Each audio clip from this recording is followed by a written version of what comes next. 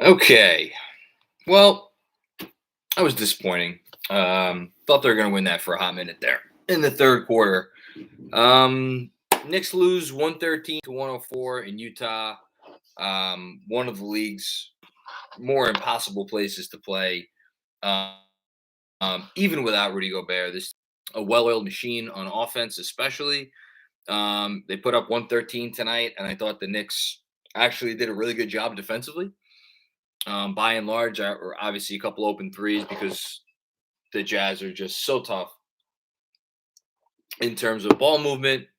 They have two guys that can penetrate pretty much anytime they want. In obviously Donovan Mitchell, who I felt very badly for Alec Burks there in the first half for a while, trying to defend Donovan, and Mike Conley. And they get kickouts and they always make the right pass. And even with all that stuff, I thought the Knicks did a pretty good job defensively. Um, there's going to be a lot of negativity, I'm sure, in the chat because look, they're 24 and 30, and you know seasons continuing to slip away. So I do at least want to start off accentuating some of the positives. For one, obviously Mitchell Robinson, star of the game, certainly had the best half of his career. You could argue this was one of the best games of his career. Finished with 19 points, 21 rebounds.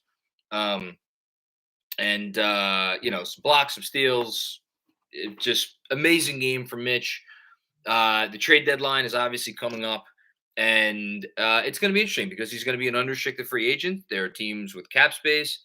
He is a guy that looks at this point worthy of giving a big number to, potentially even a bigger number than the Knicks can give him right now.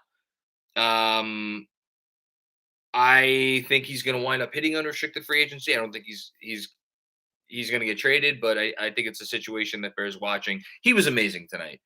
Ran out of gas a little bit towards the end there. Donovan Mitchell went up and got a big rebound essentially from him, but Tibbs had no choice. Nerlens Noel was terrible. Tibbs had to put Mitch in the game when he did to give himself any chance of winning, and it didn't happen. Second guy I want to highlight, Julius Randle. Look, Julius Randle's always going to give you some plays that frustrate the hell out of you. And there were a couple of those plays tonight. A couple shots, you don't love. Couple turnovers you don't love.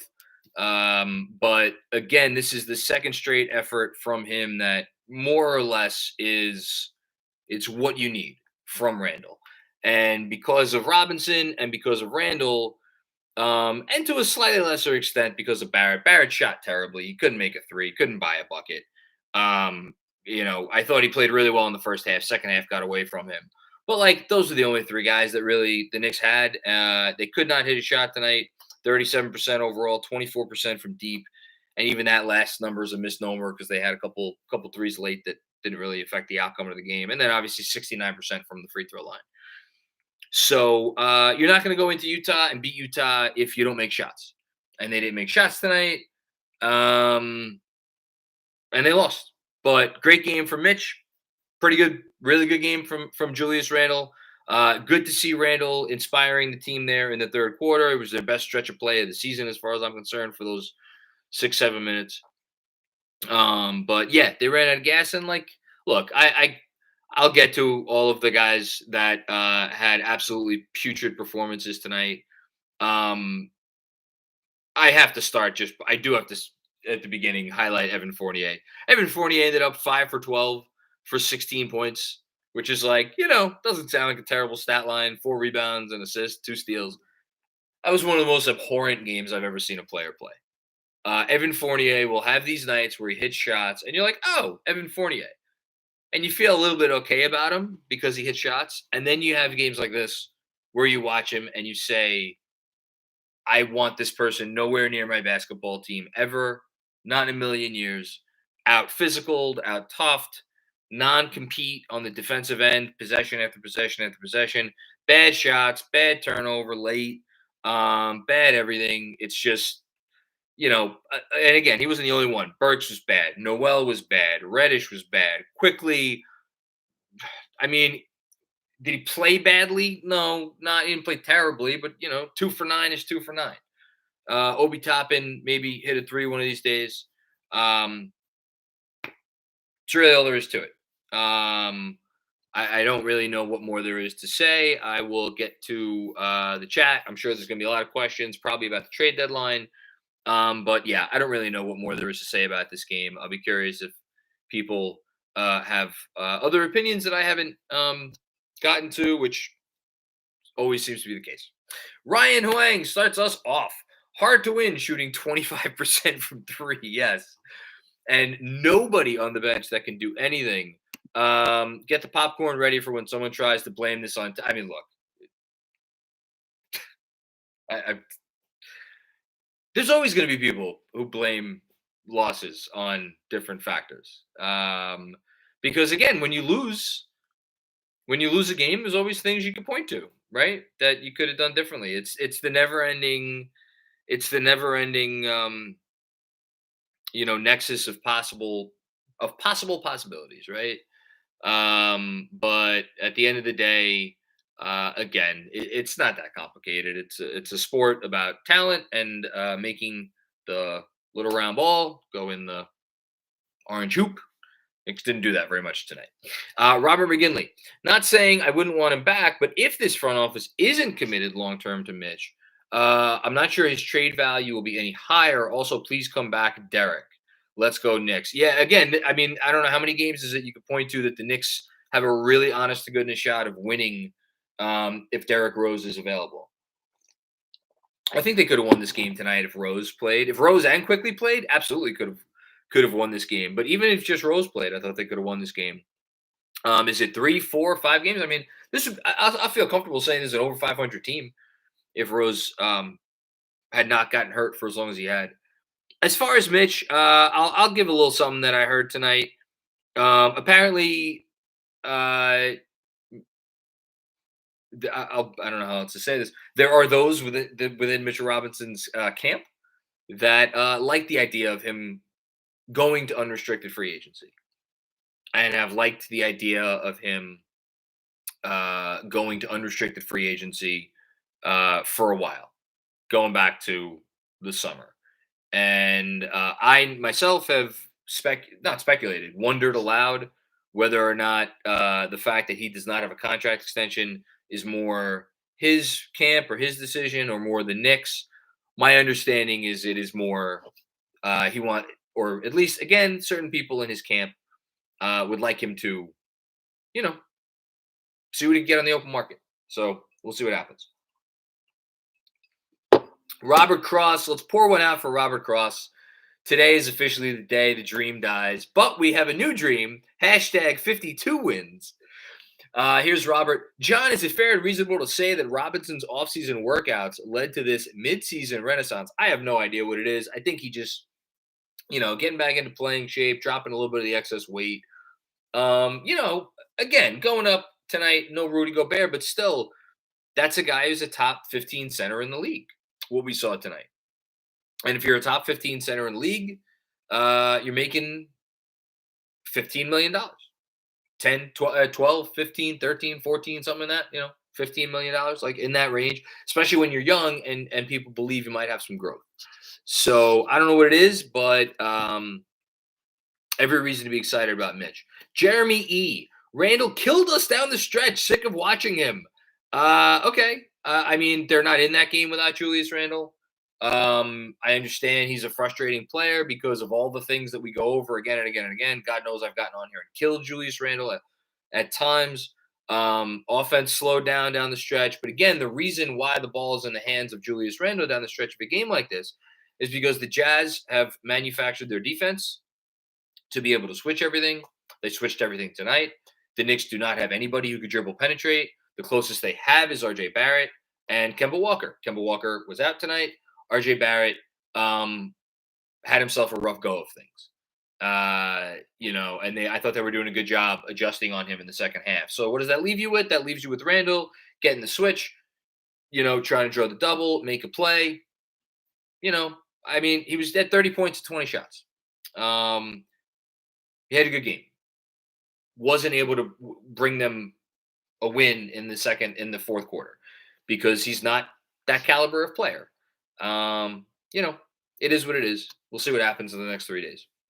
Manny Campos, hashtag 53 wins officially dead. Unfortunately, we didn't have the talent this season to compete at the level we thought we did. Hashtag tank mode. They had talent. This talent didn't mesh together. This talent was a bad apple from the start, almost from the start, at least. Something's rotten in the way these pieces tried to mix together. Everything's been off all year. That's not a lack of talent. That's just a lack of cohesion. Everybody is to blame. And again, I'll throw the Fire Tibbs folks a bone here, and I said it on the podcast. It's not about that. Anybody's blameless. Nobody's blameless. Um, you know, it's everybody's job to be cohesive when you're put into a situation with, when you do have talented players who could do things, and this group has not meshed well. And that's on everybody. It's on the best players. It's on the coach. It's on the coaching staff. It's on everybody. You gotta, and again, we don't know. Circumstances may not have been ideal, but rarely are circumstances ideal. But they had talent. This team has talent. And I do think their talent is better than 24 and 30. Although, as I say that, again, Rose being out for so long, you cannot overstate the importance of that. And again, it's without Rose, and it's not the same talent as last year when they were picked to win 21 games, but it's not that far off. Forgotten NYC, death by 1,000 paper cuts. Hashtag 35 wins. Giddy up for that. Hush Zoo back for more.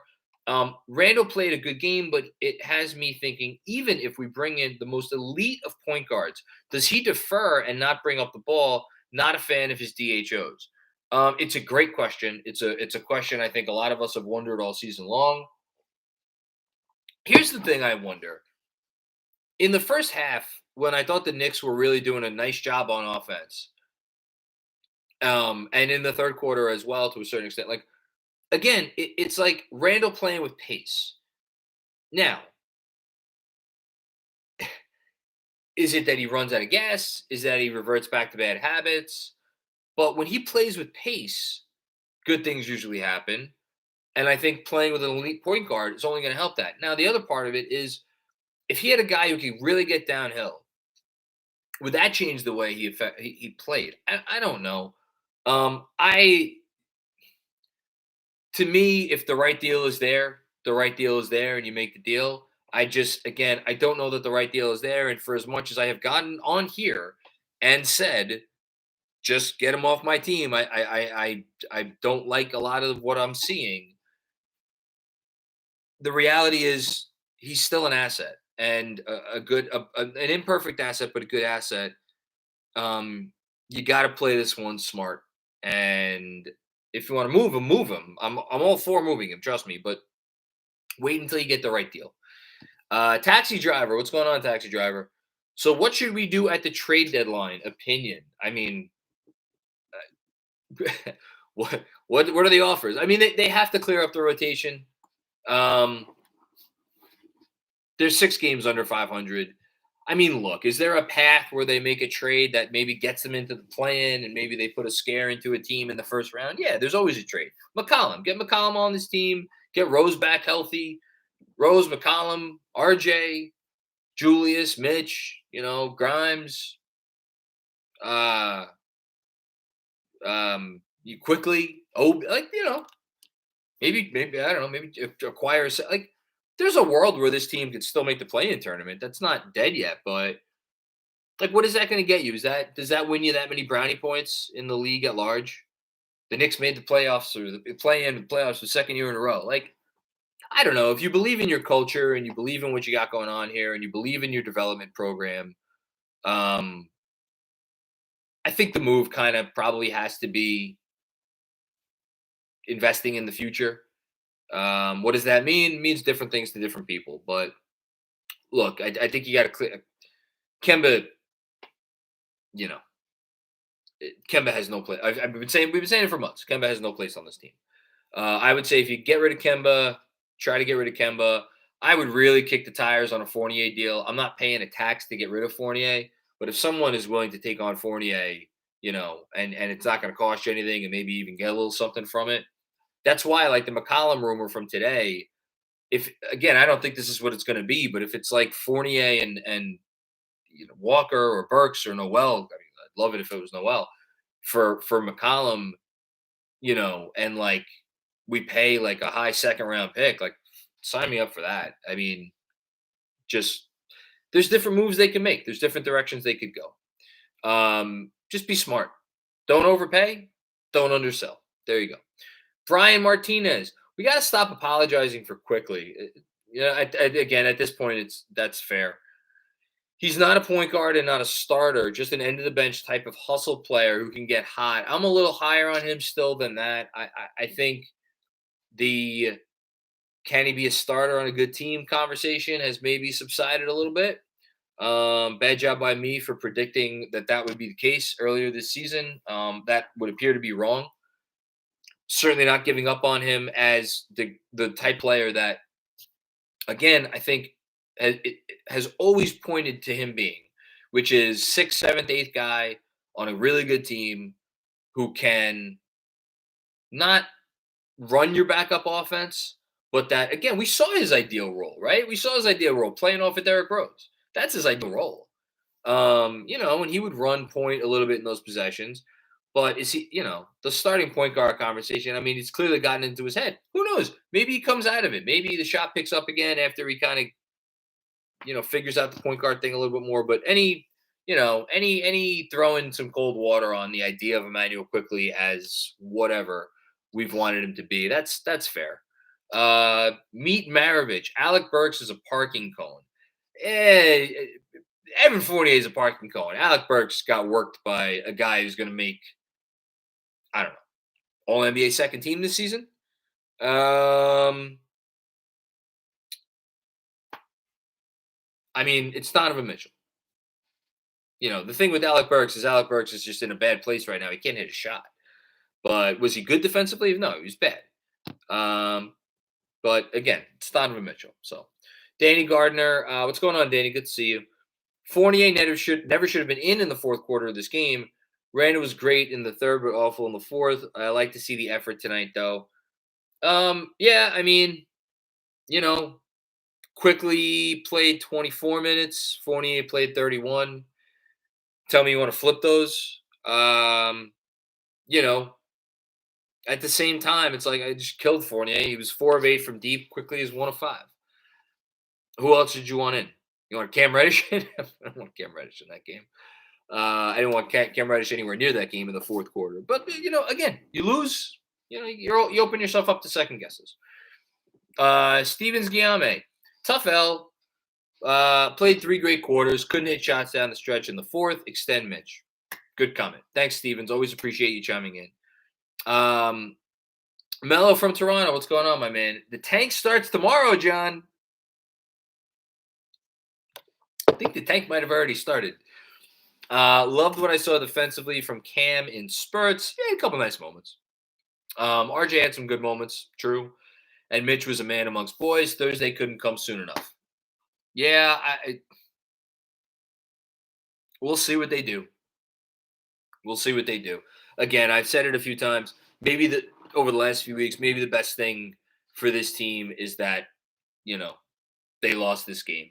And anybody having any questions about the season in the front office, what they could do. I mean, they're a game and a half back.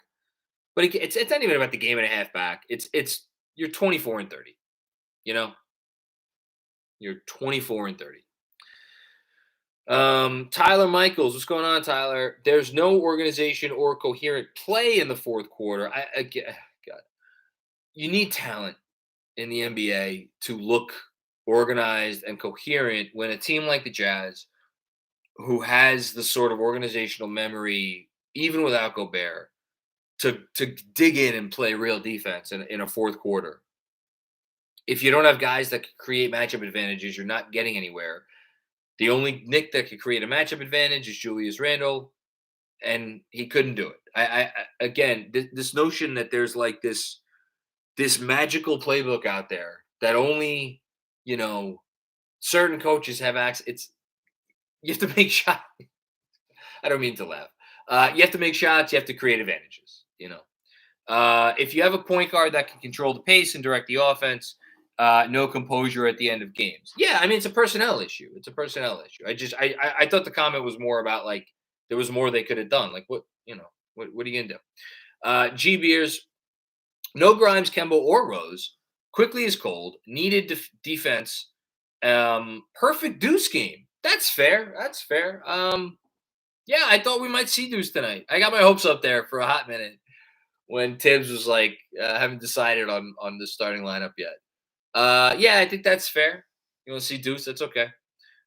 Knicks' lack of a point guard, Tibbs' rotation has cost the Knicks 2 bench scorers. When was Burks' last fourth quarter 3? Cam showed effort but wasn't good. I don't know about the cost Knicks 2 bench scorers part of it, but yeah. Anyway, yeah, I would have been fine seeing Deuce in this game. But again, is Deuce the answer? Deuce going to solve our problems? Maybe. Never know. CT Pittman, what's going on, CT? Always good to see you. John, you are Leon Rose. My God, don't put that kind of onus on me. What's the first phone call you're making tomorrow morning? Oh, my God. The problem is like, so the easiest guy to move in theory is still Alec Burks, right? And like the way Alec Burks has been shooting, who's giving up anything for him? Or like what contending team, wants him? My first call probably depends on the intel that I have about Jalen Brunson. We don't know what that intel is. If the intel is that if you open up $20+ million worth of cap space, Jalen Brunson will sign a contract with you. I think your first call is probably to, I mean, there's a couple places you could call, right? I mean, call Orlando. Call Orlando and see what a Gary Harris for Noel and Kemba trade. Like, what does that cost you? Can you get that for the Detroit pick, the 2023 Detroit pick? I don't know. Maybe you get it for this year's second rounder. I don't know. I mean, there's just not a lot of big expiring salaries left in the league. I don't know. Do you call up Minnesota and see if they want to shuffle the deck? They have Prince, they have Beverly on expirings. Like those are contracts. Maybe you call them up. Yeah, I mean, I like I said, I don't think kicking the tires on Fournier is crazy. See if Phoenix would be interested in one of your guys. You got the Sarge contract there and the Jalen Smith contract there. That could be a 2-for-2 swap. I just like, if you're not making a win now trade, then what are you doing? You're trying to clear the books. Because if you're not trying to clear the books, if it's not important to you to clear the books, then just shut these guys down. Then you don't need to make a bad trade. No, I shouldn't say a bad trade. A trade that opens up money. They're in a tougher spot than people I think. Danny Gardner back for more. RJ didn't shoot it well, but was at least getting good offense. Yeah, I was okay with RJ's process tonight. Just didn't make any baskets, or didn't make enough baskets. They need to rest him more in the second half / run the end of game offense through him. Yeah, I just think it was tough tonight because so many guys were out, or Grimes was out, we should say. But yeah, no, that's fair. Jesse D, what's going on, Jesse? I want to give Randall credit. Good comment. Thought he was mostly awesome tonight. The whole team collapsed in the fourth quarter. We were gassed. Yes, we were. More than anything, my God, Noel is awful. I mean, here's the fun parlor game, right? If the Knicks could get one of Noel or Walker off the team, who's the priority? Who's the guy that you got to get off? I think the easy answer is Walker.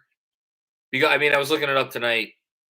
And like, look, there are different ways you could finagle on-off numbers. Like, again, the Knicks number with Randall off the court this year is still incredible. It's almost plus 10 points per 100 possessions, but it's only 757 minutes. Almost all those minutes have come against backups. Derrick Rose is on the floor for a lot of those minutes. The real number that really sticks out is Kemba in over 1,700 minutes before tonight. So this number will change a little bit, but plus 2.6 per 100. You know, that's a top 10. That's a borderline top 10 number in the league this year. So I think if you want to get someone off here, I think it's probably Kemba, and I bet you Kemba wouldn't cost as much to get out of here as Noel. But we'll see. Sean Ford, what's going on, Sean? Guess we see why Tibbs might have kept IQ on the bench in LA. You think again? I thought quickly had some nice moments, but second year 2 guard in a slump. He was god awful and turned the game for the Jazz. This one stings. We need a point guard so bad. They need a point guard badly. They have for a long time. Jacob Reali, what's going on, Jacob? Choosing to focus on the first 42 minutes of this game only. That's fine. I appreciate that. Seems like the front office told Randall to either get his shit together or he's gone. That's really talk about burying the lead. Thank you for saying that. Like, again, are there nitpicks you could make with Randall in this game at the end? Are there nitpicks you could make with Randall in the LA game? Of course. But like for about a week now, we've seen a semblance of the guy, at times at least, that we saw last year. Now, at the same time, the computer dust up, right? Laptop gate in LA during the timeout 2 nights ago. That's like I'm not saying make a huge deal out of it. It's like heat of the moment, whatever. But and I get he's frustrated. Everybody's frustrated. It's fine, but you want to see you wish the leadership was even like if the front office did have a conversation with him and was like, hey, get your shit together. You'd like to see the leadership be a little bit more consistent. We'll see. Kevin O'Connor tweeting out, the Knicks should give Miles McBride a chance at point guard. He's averaging 30 and 10 in the G League, but doesn't play for the Knicks tonight. Why not try Deuce? Yeah, it's fair. It's very fair. So continuing Jacob's comment, to be honest, was envisioning a Rose, CJ, RJ, Randall, and Mitch lineup. Hey, that would be a good team. If that team had played the entire season and that was the starting lineup for 82 games, it's a playoff team, right? Even with Randall regressing, I think that's probably a playoff team. Or at the very least, a high play-in team. Too little, too late? Maybe. Anthony Sixto, going to be positive in 3 areas. I'm all here for the positivity. Extend Mitch. Again, I hope that's a possibility. With the rise of bigs, he's invaluable. If he plays like this, he's invaluable. Yes. 2, Tibbs has nice glasses. Great Randall game, strung together 4 in a row. A few more on the paper plate come down. And the paper plate comes down. Yeah, I maybe even one more. Maybe one more good game and the paper plate will come down. Maybe we'll take the paper plate down before the trade deadline. Who knows? We'll see how he plays in Denver. Blueprint. You tend to miss shots when you are so tired. Tibbs has to manage minutes better for the starters.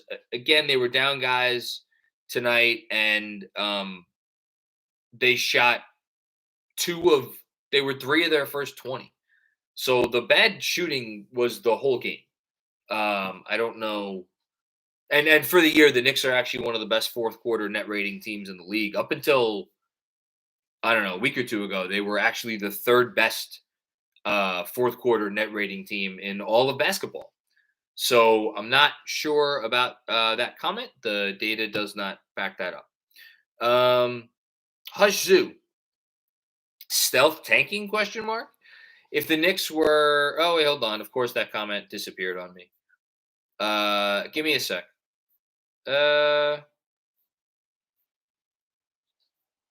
Thank you guys, everybody, by the way. for coming, staying up late. We're already past midnight, and oh no, I hope the comment didn't go away. Damn it, the comment went away. Andrew, I need your help. If you could pull back up the comment that I just started reading. I don't even remember who it was from, but it disappeared on me. I'm going to pick up with Juanon.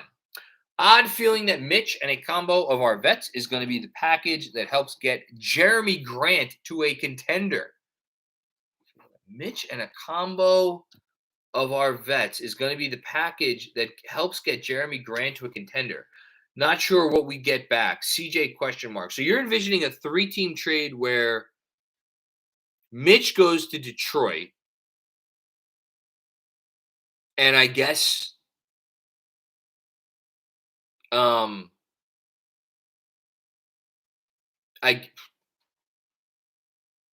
wait, no, you're talking about a 4-team trade because you're talking about Detroit's involved here, Portland's involved here, the Knicks are involved here, and a contender's involved here. I'm not.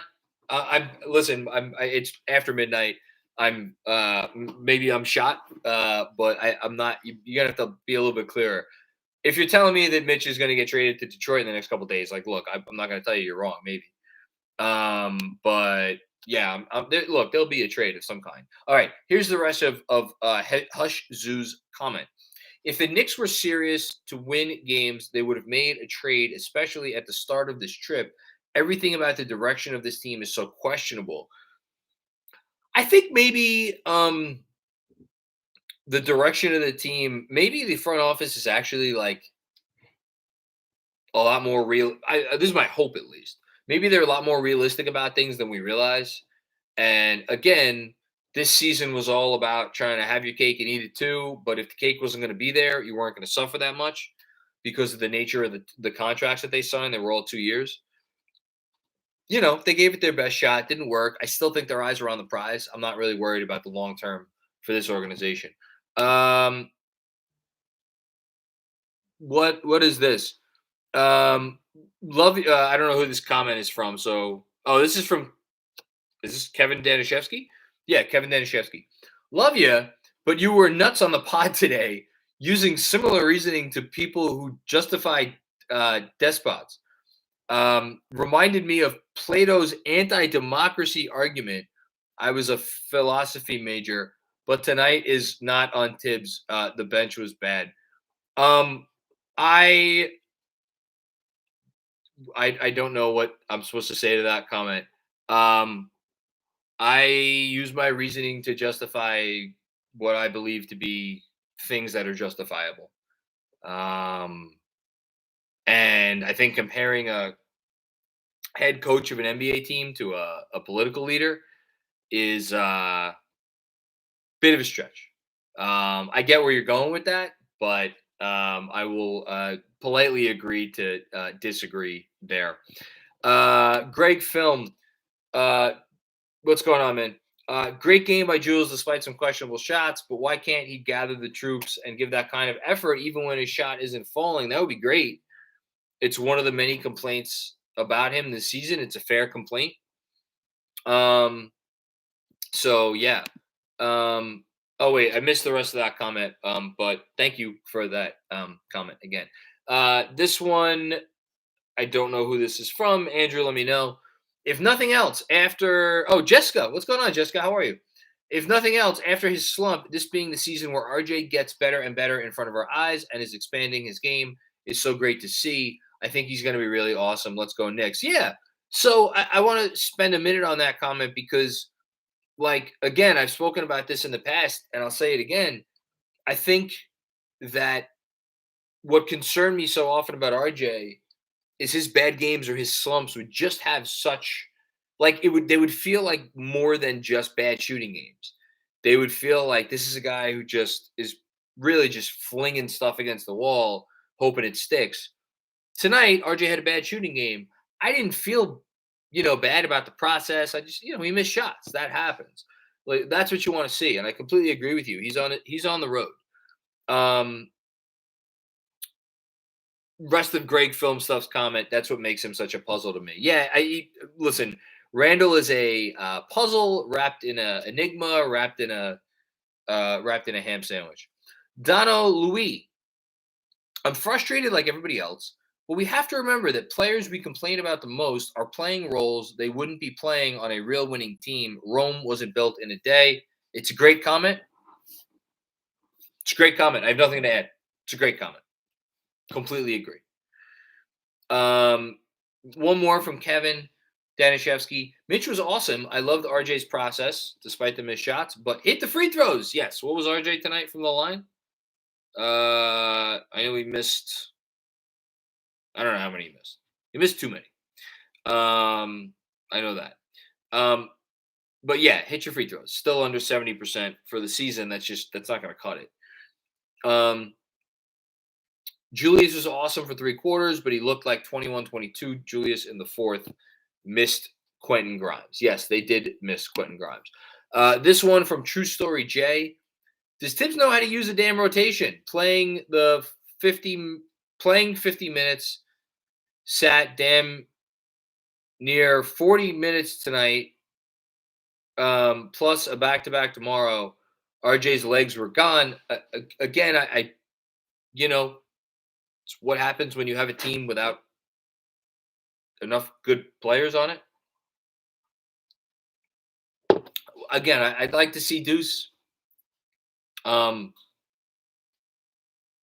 trust the coach that if he's not playing for a reason, but I'm one of the very few who trusts this coach. This one from Wixel Metellus. We played 3 decent quarters despite a couple of starters struggling. I think Noel and the Cam minutes hurt us. They did because those guys were not good. Plus missed free throws again tonight. Bright side, I didn't expect us to be this competitive. Again, it's like everybody's frustrated. Everybody, wants better, wants a win, wants this, wants that. You're playing a really good Jazz team, even with Gobert in Utah. You're down guys. You're down talent. You're down everything. It was a game. It was a game in the fourth quarter. I thought it was pretty good. Forgotten NYC. What's going on, man? Play that stood out for me was Emmanuel quickly had a wide open layup, but was scared and passed to an Obi corner 3. He has one of those every couple of games. There was an egregious one. I think it was the Laker game, if not the game before that, but it was recent. We've seen that. He's beyond lost right now. I'm worried. I imagine it's tough to try to learn how to play point guard at the NBA level on the fly. It's just tough because the shot isn't there, and you figure that would have been the thing that he could always fall back on, and he can't fall back on it right now. It's okay to be worried. I'm still high on him long term. We'll see what happens. From Robert Boy, Reddish tried on D, but his shot selection could be better. That is an understatement. His shot selection was poor. Something I did not think I don't think we've seen before tonight in a Knicks game is a guy like going up for a layup and just losing the ball out of bounds. That was a new one. But again, he looked smooth doing it. So we'll see what happens with Cam. Okay. Hush Zoo. CJ trade thoughts. Does IQ get included? I mean, look, IQ's in the middle of a dreadful stretch. I'm not including him in a CJ trade.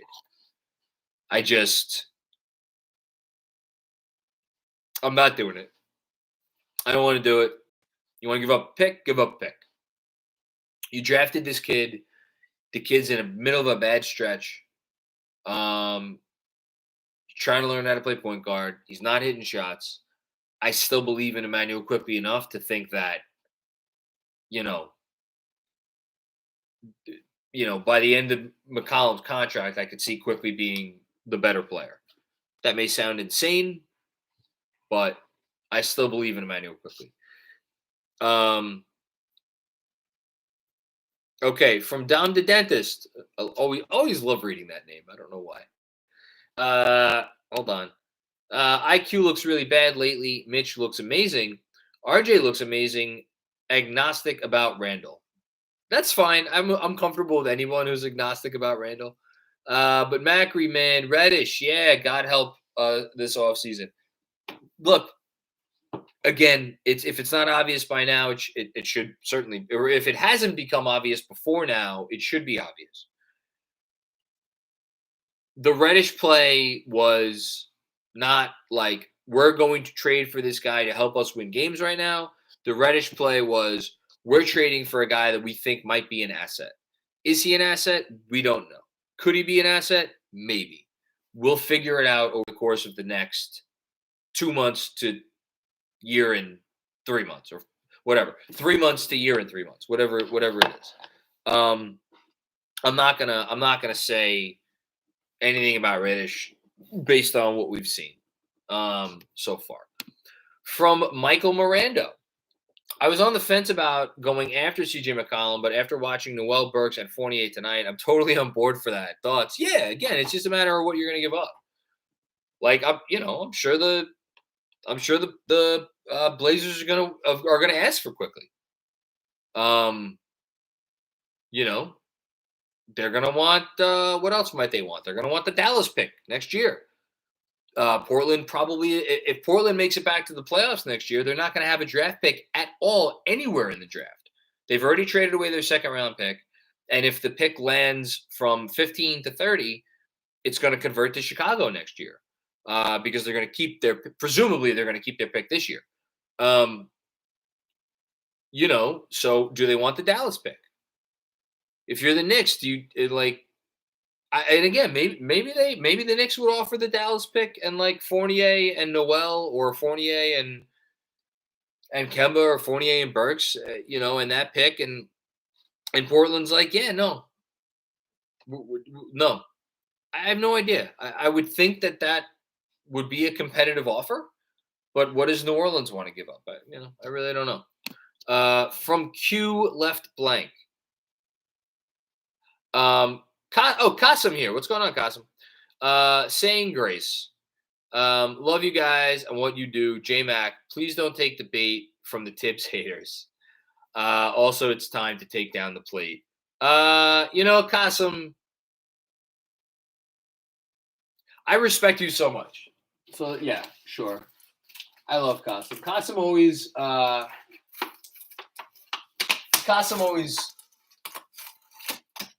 there we go. There he is. You're always so thoughtful, and I appreciate your thoughtful comments and everything. So because you asked for it, the plate is down. As for taking the bait from the Tibbs haters, look, I don't really care. I would not put comments out there and thoughts out there if I was swayed by popular opinion in response to those comments. I'll just say that and leave it there. Credit is due. Hold on. Oh, wait, no, sorry. I missed this one. Yeah, here we go. Joseph John, you said earlier Tibbs does have a ceiling, is not a championship level coach. Name his poor traits and inabilities that give him that ceiling. Be honest. I think he is very rigid. And I think, and the reason why I said what I said, and that I do believe he's the right coach for this team right now and for the foreseeable future, is I believe you need a coach that is unwavering, even if it may be to a fault sometimes. When you are trying to pour a foundation in place of what was arguably the biggest dumpster fire in the league. That's the part that I guess I always go back to, is like, there was an argument that this organization was worse off than any team in basketball when Leon Rose came aboard. And in terms of talent, in terms of culture, in terms of basically everything. Steve Mills was the worst head executive in basketball. I don't think it's close. So they needed to build the thing from nothing, from scratch, and more than build from scratch, they needed to get the rot out of the walls. That's the term I always used in our little text chain. The rot is in the walls. Well, I don't think the rot's in the walls anymore. And as much credit as we could give whoever you want to give it to, I give Tibbs most of the credit, which is why I will defend him even when it's probably unreasonable to do so.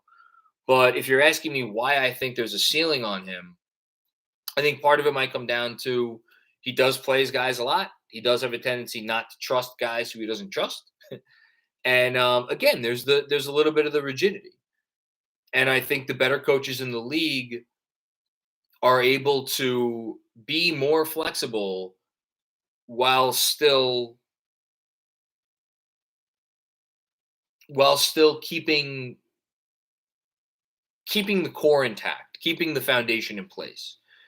Now, I don't even think Tibbs has yet had the opportunity to do that here because I believe we are still pouring the foundation stage. I don't think he ever got past the pouring the foundation stage in Minnesota.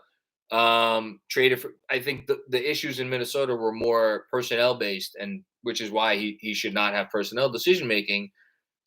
And I think his stint in Chicago was largely outstanding. And I think this conversation is probably moot if Derrick Rose doesn't tear his ACL, because I think he wins a championship in Chicago if Derrick Rose does not tear his ACL. So I don't know. And again, I just want to be very clear. I'm not saying they can't win a championship with Tom Thibodeau as their coach. I'm just saying I think there is a higher likelihood that it winds up being someone else, Johnny Bryant or otherwise, because NBA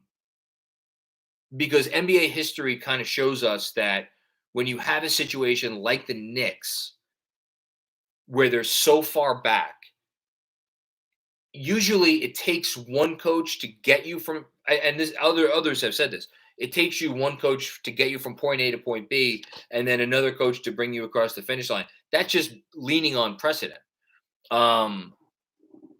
Because again, and again, this is not rocket science here. Go back any situation in NBA history. Doesn't matter how good the coach is. Eventually, a voice gets stale. Eventually, you need a new coach. Tibbs has a harsh voice. Tibbs has a loud voice. Tibbs has a demanding voice. Tibbs grates on people. That is not, especially with the way athletes are today, coming up, AAU, the whole thing, that is going to grate on guys more now than ever. So there is going to be inevitably a ticking clock scenario here. So I think it's a little bit of Tibbs, a little bit of situation, a little bit of history, a little bit of everything, that eventually he's going to need to move out and someone else is going to need to move in. But as far as like X's and O's and like rotations and all that stuff, like, that's the stuff that I think is pretty ridiculous. Jaden Evans, credit is due, absolutely should be given. Tibbs went with Mitch for the final 10 minutes after the Noel blunder. Yes, he did. A clear adjustment from the Lakers game. Preacher to the choir. Hayden Freed, season is officially over tonight. Tonight did it for you? I guess. Stamped Monday, February 7th. Keep up the great work, KFS. Thanks for the comment. Thanks for the contribution. Thank you, everybody, for the contributions and the comments and the likes. We have 131 likes after this terrible, disappointing game. Feel free to get the likes up because they help us out. G Beers, what's going on? Randall needs to stop with the Raymond Felton, Baron Davis half-court walk-up. I get PTSD every time. That is a very fair comment. You'd love Randall to keep the pace the whole time in the whole game.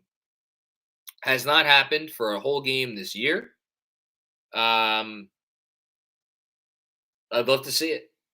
I'd love to see it, as would everybody else. Wambler, that's a cool name. Quick as a shooter that can't shoot. Right now he is. Poor shot selection. I think we might be giving him the Frank treatment. I still love Frank. Quickly's had more big. Well, no, I shouldn't say that. Quickly has shown an offensive ceiling that Frank was never even close to showing. Frank was the better defender. Quickly's a good defender. for his size. I think people are being fair. People are being pretty harsh with Quick. And he's earned it. Lunas and Marat 100% believe Cam can be great on D. He showed flashes. That's fair. I think he's capable. I think he's capable of being whatever he wants to be. He's got all the talent in the world. It's a question of what does he want to do with it. Scott Garchick, how do we have the most cap room and need a point guard, and we wind up with Evan and Kemba? No one we signed or re-signed could get a first after picking Obi over Hallie. So we got an angry comment here. The Obi over Hallie comment is very fair. That I hope that isn't the pick that winds up defining Leon Rose's tenure for the negative. As far as no one we signed or re-signed can be traded for a first, they only gave out 2-year deals with the exception of Fournier. They were trying to be responsible. It may have backfired a little bit. As far as the how do we have all the cap room in the world and not wind up with a point guard? Kyle Lowry did not want to come here. Chris Paul did not want to come here. Go look at the other point guards that were signed in free agency. Would you want to be sitting with Spencer Dinwiddie right now? Not so sure about that. Dennis Schroeder. You like what Dennis Schroeder's done in Boston this year? Is that the guy that's would have been a better option for the Knicks this season? Campaign wanted to go back to Phoenix. If you're a Campaign fan, Reggie Jackson has shot it absolutely putrid for the Clippers this season. He was a free agent. Did you want to overpay him $15 million a year? Because that's what it would have taken to get him here. Who am I missing? Lonzo Ball. Lonzo's the guy. Could they have made a big investment in Lonzo? Even if and that's assuming Lonzo didn't always want to go to Chicago. Maybe Lonzo always wanted to go to Chicago. I don't know, but that would be the guy to circle. Anyway, Miles Roach, rest in peace. # 53 wins. Time to pivot to the youth development. Amen to that. Harry Donert. What's going on, Harry? Good to see you as always. Maybe looking through rose-colored glasses, but it seems the starters are playing much better, but we are now playing against more talented teams. I mean, the numbers, I'll look them up right now, actually. But yeah, I think that's, I think that's a fair comment. Needed to take advantage of the schedule earlier in the year. Yes, 100%.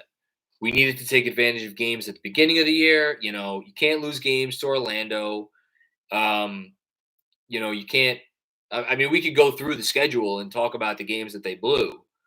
I would rather not because I don't have that much alcohol in the house. But yeah, they did. They did because this was going to be the hard part. And unlike last year during the 5-game winning streak or the 9-game winning streak when they beat some good teams, this team doesn't have that kind of depth. They don't have that kind of cohesion. They don't have that kind of character, quite frankly. And Randall's not playing like it was last year. Mello from Toronto. That video coordinator's laptop never recovered. Randall really held his own. LOL. Good comment, my man.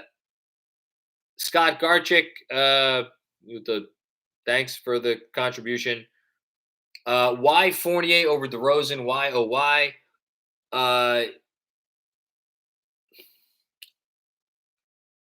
That is a great question.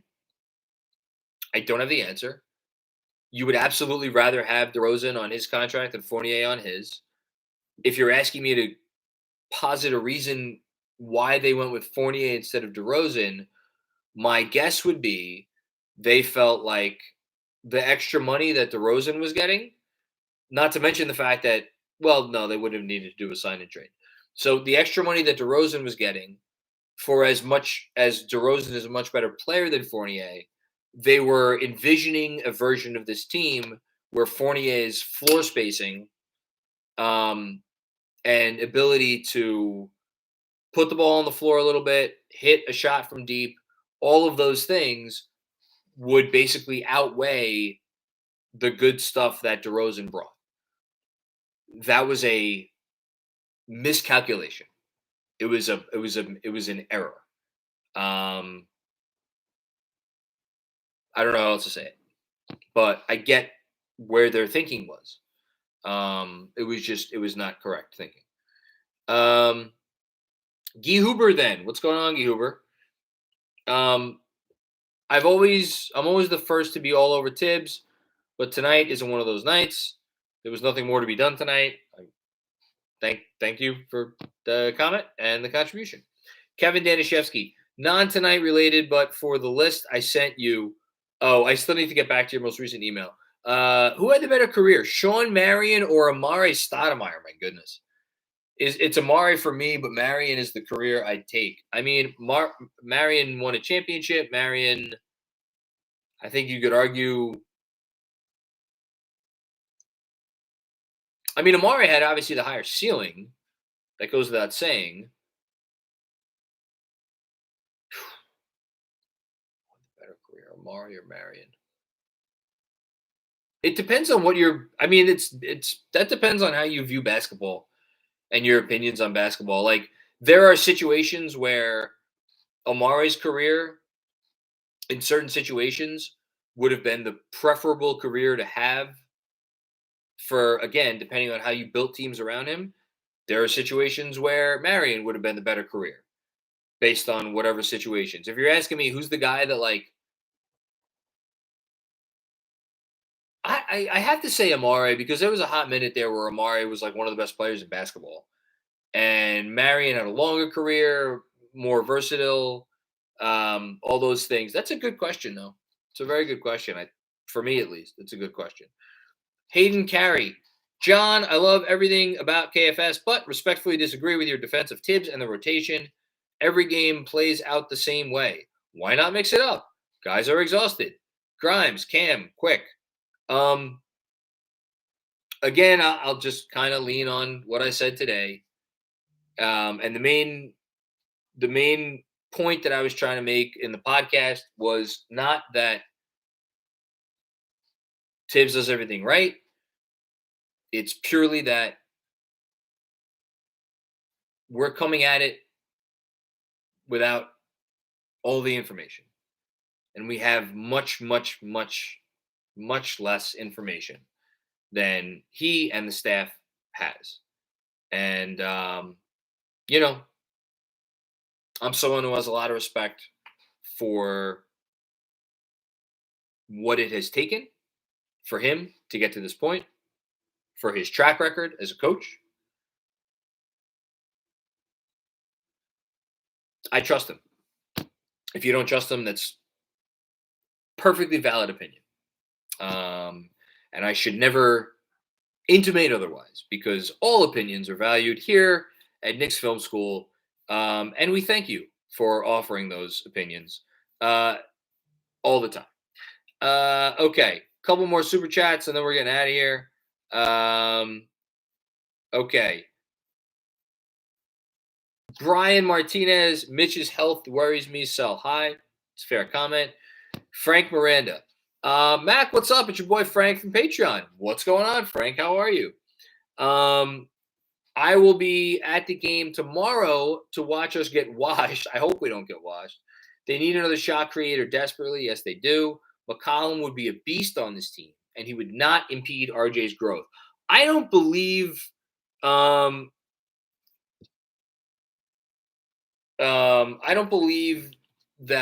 CJ would be bad for this team. To me, it's more about the cost of getting him. Harry Donor, confused. If you have intel that Brunson will come here in the offseason, what is the benefit of giving up assets to get him at the deadline? I don't think there are benefits to giving up significant assets. I think it's always better to have a bird in the hand. But again, at what Dallas is going to ask for, I don't think they should. And I don't think they will. Juanon, 3-team deal with Mitch going to Detroit with salary match and grant elsewhere? Question mark. Question was, could we help? CJ was a separate question as to why we'd want him. I gotcha. Okay. So let me think about this. 3-team deal. Mitchell Robinson's going to the Pistons with a salary match and Grant elsewhere. So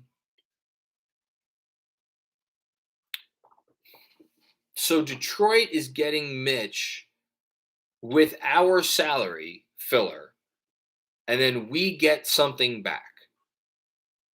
So the question I guess I would have is, if Detroit is giving up Grant and getting Mitch, so they're square on. So theoretically, they're square, right? It's basically Mitch for Grant. Okay. And they have to take on salary for the right to get Mitchell Robinson for Jeremy Grant. Okay. So the team that we're taking salary from is giving us the assets. So who's giving us the assets? Well, who wants Jeremy Grant? I don't know. I mean, there are teams that have been rumored to be interested in him. If I'm the Knicks, I would love a first-round draft pick that could potentially become unprotected from a team that could potentially be bad at some point in the future. There's just so many different scenarios that I don't know. I don't like. You want me to go through all 29 teams? I don't know. I don't know who. I mean, if you're telling me that I could send Jeremy Grant to Chicago and I could get Patrick Williams, sign me up. I'd throw in a pick probably for Patrick Williams. Maybe a high second rounder, maybe the Dallas pick even. I'm just really high on Patrick Williams, but I don't think you're getting. I doubt you're getting that kind of deal, but who knows? Maybe you will. Anybody else that's obvious that comes to mind as a Grant team? I don't want anything the Lakers have. I'm not essentially trading Mitch for Horton Tucker and the 27 first.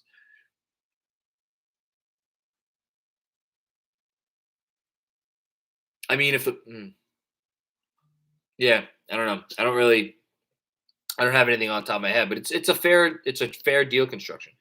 Travis Stroud, play the kids, or quote, play the kids, end quote, trade for CJ, quote, help me make it make sense. I think they're just a responsible front office that's looking at all options. That's all. Sergio Acosta, trade quick if you can get a pick or unload a vet. He's Jason Terry at his best. I mean, Jason Terry scored 20,000 career points almost. That's pretty good. RJ with a bad game put up 20. Why? What are you sipping on? And keep up the great work. Thank you. I'm sipping on some kind of Irish. I think it's a Scotch. I don't think this is bourbon. It's good though. I'm sorry. I left the bottle over there. I'll bring it next time. Matt, Aussie Knicks fan. I love you, Macri. I don't love how we are using Obi. Sitting in the corner, jacking up threes isn't his game. What should we change to let him shine? I mean, if you've noticed over recent games, they're trying to get him at pick and roll. They're trying to get him in pick and rolls. They're trying to get him running middle.